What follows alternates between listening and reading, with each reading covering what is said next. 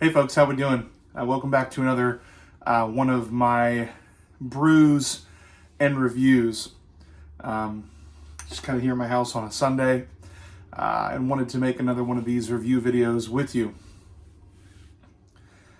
When I was a kid, one of my favorite, and as I was growing up, one of my favorite IPs was Transformers.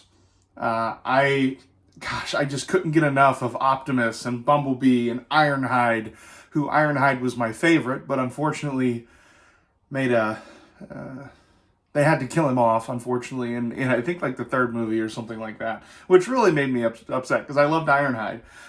Because in Transformers, they have a really interesting and unique and just profound way of helping you to connect with these machines, right? Like, these are just machines. But they have this personality, and they have this connection, and they have this life force, and they see the world in a different way than humans see the world. Witwicky, or whatever his last name is, Shia LaBeouf's character, sees the world far differently than Optimus, than Bumblebee, than Ironhide. Just like you and I see the world differently. We have different belief systems, we have different thoughts, we like different movies, different games, different things. These Autobots see the world in a very different way. They're not from the world. They see it from an outside coming in. They see it as a place to be protected, okay? Where we just see it as home. And then even within the robots, they have disagreements. The Autobots, the Decepticons, right? They have differences even within their own species. Anyway, I'm rambling about Transformers. But what I always loved about Transformers is the humanization of these otherworldly robots and how the bond between Shia LaBeouf's character, Witwicky, and Bumblebee and Optimus became so strong to the point where they were willing to sometimes protect each other before even their own kind, because of the bond that they had. So those differences between them were so large, but the similarities were strong enough to outweigh those differences. And just,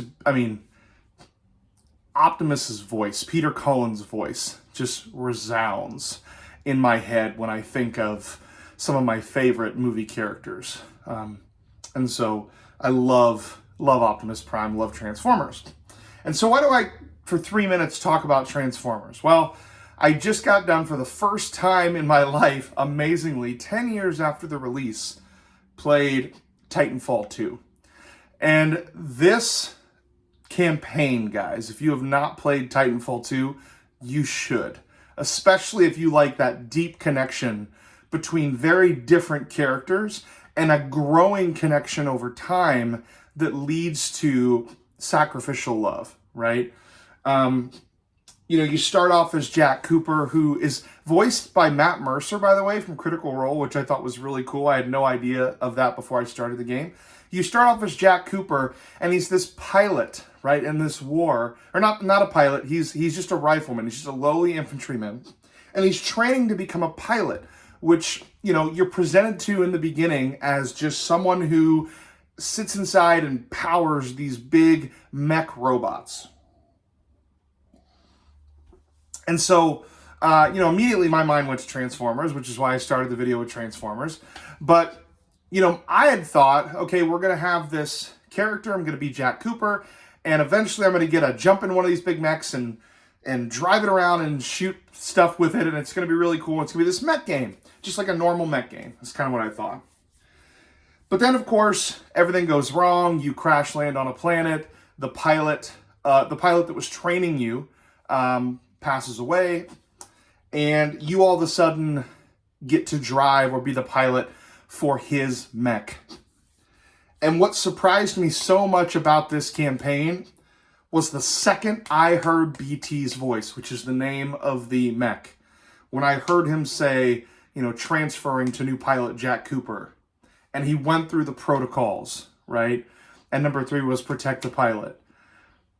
And just the way he said that, I thought, oh boy, this mech is so much more than just a big robot. that I'm going to drive around. Okay, it's so much more than that. And I could see it from the word go. I said, oh my gosh, this is going to be a Transformers game. This is going to be a game where I'm going to see this relationship form. And sure enough, that's exactly what happens, guys.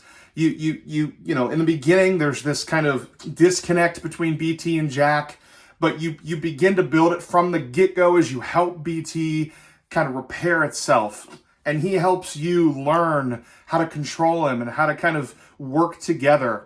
He guides you as a simple infantryman, having to step up. That's another part of this game. You're stepping into a role that you're not really prepared for, and you have to do what's required, right? Which, again, is such a metaphor for life in a lot of ways. But you see this, what starts out as kind of an unlikely pairing, a pairing that shouldn't happen. You know, I'm not qualified enough for this. I don't know what I'm doing. I've got this robot. But BT acts as such a mentor throughout the game, guiding you through these intense missions as you're trying to kind of finish the mission of the pilot who had passed away. And you eventually go on to do that, of course. And I'm not going to give spoilers, even though it's 10 years afterwards.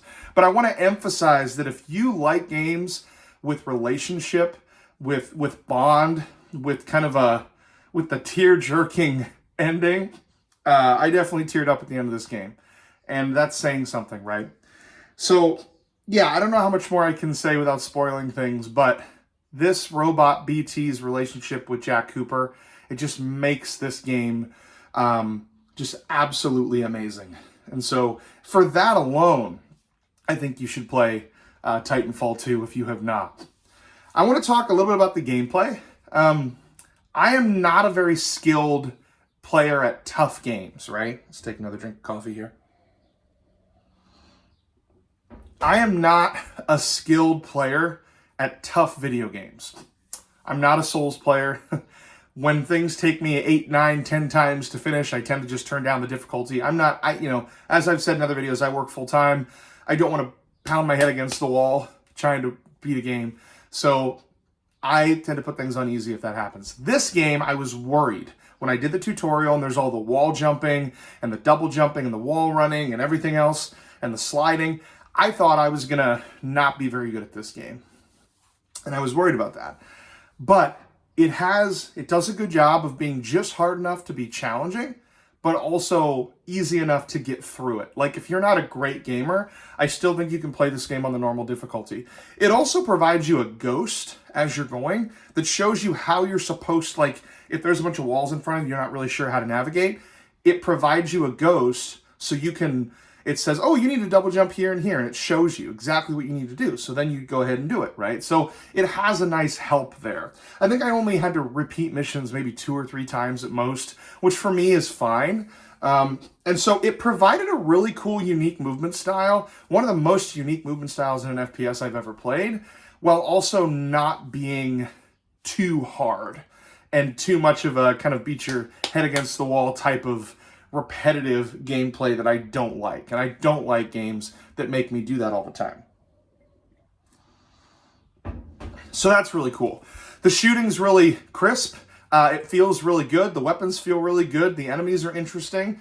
I love the set pieces, the world, the planet you're on is beautiful. It's huge. You're inside, you're outside, you're in ships, you're in the wilderness, you're fighting soldiers, you're fighting the dangerous wildlife, machines. You're fighting other people in Titans, in these giant mechs that are called Titans. And there are boss fights, right? Which is cool. At the end of each kind of piece, there's a boss fight. And again, the boss fights aren't crazy hard. You can make it harder. But I like how they are, they're very accessible to people who don't like very difficult video games, which I thought was really cool. So yeah, loved the campaign. Thought the shooting was good. The weapons are cool. The movement is unlike anything I've ever played before. And that relationship between BT and Jack Cooper, that growing relationship. And one point in the story I want to mention too, there is a point in the story where you almost get that relationship pulled apart, right? Someone questions, after you've been with BT for quite a while, somebody questions whether you're qualified. Like, why were you the one that got this?